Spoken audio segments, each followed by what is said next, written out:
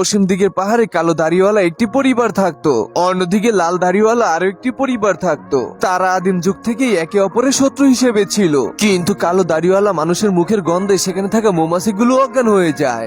আর এদিকে লাল দাড়িওয়ালা পরিবার মুরগিকে পাহারাদার হিসাবে রেখে দিয়ে ঘুমিয়ে পড়ে, যার কারণে দুই পরিবারই এখন শান্ত রয়েছে। কিন্তু একটু উল্টাপাল্টা হলে পুরো পাহাড়েই যুদ্ধ লেগে যায়। এরপরও তাদের দুই পরিবারের মাঝখানে একটি গর্ত ছিল, কিন্তু একদিন সবকিছু একেবারে পাল্টে যায়, কারণ কালো দাড়িওয়ালা পরিবারের একজন সদস্য নাচতে নাচতে পাহাড়ের নিচ দিয়ে লাল দাড়িওয়ালা পরিবারের মুরগির খামারের ভিতরে ঢুকে যায় এবং মুরগিকে লাথি মেরে বের করে দিলে মুরগিটি কান্না করতে করতে তার মালিকের কাছে গিয়ে বিচার দিয়ে দেয়। তখন লাল পরিবারের সকলেই বুঝে যায় যে তাদের উপরে শত্রু আক্রমণ করেছে, এর ফলে তারা সকলে বন্দুক বের করে দাঁড়িয়ে পড়ে।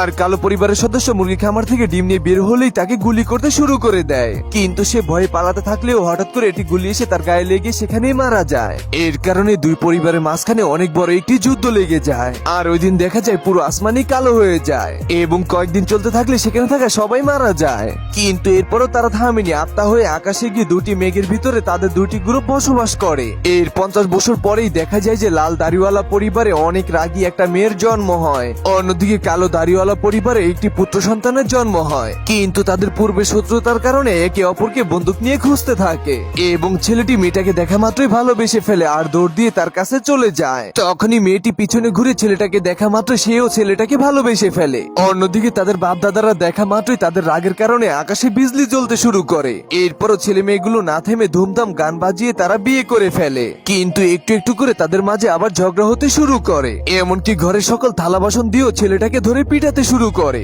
যার কারণে ছেলেটিও ঘরের ভিতরে ঢুকে মেয়েটাকে মারতে থাকে। আর উপর থেকে তাদের বাপ দাদারা এইসব কাহিনী দেখে হাসতে থাকে, কারণ তাদের পূর্বের শত্রুতা এখনো শেষ হয়নি, এটা সারা জীবনই চলতে থাকবে।